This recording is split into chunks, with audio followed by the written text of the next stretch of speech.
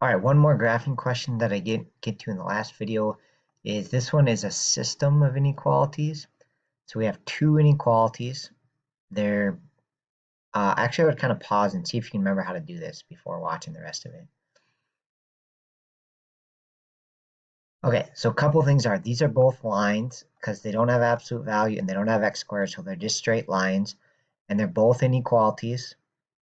And we want to find, when you solve a system of inequalities, you want to find where their shading overlaps. So I'm going to take them one at a time. So this one would start at 1 and have a slope of -1.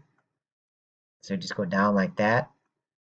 Okay, and then we'd draw a solid line because it has an equal to. Sorry for the poor line quality there. I'm not sure what happened here. And then I'm going to shade above because the mouth is facing Y. So I know that this one I'm going to shade above. And I'm not going to shade it in because I want to find where they overlap. So I'm just going to kind of lightly shade.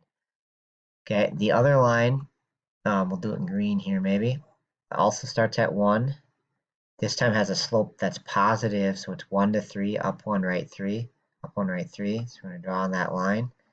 It's not any better than last time. We'll try one more time. Okay, and then for this line, we're going to shade below, right? Because the mouth is facing away from Y, so we're going to shade below. Okay, so basically you just got to look, where does their shading overlap? And that would be right in here.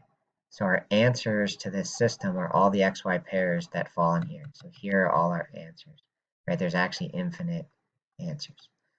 Okay, but when you solve a system like that of inequalities, just draw the two graphs, figure out where their shading overlaps. Okay, that's it. Thanks for watching.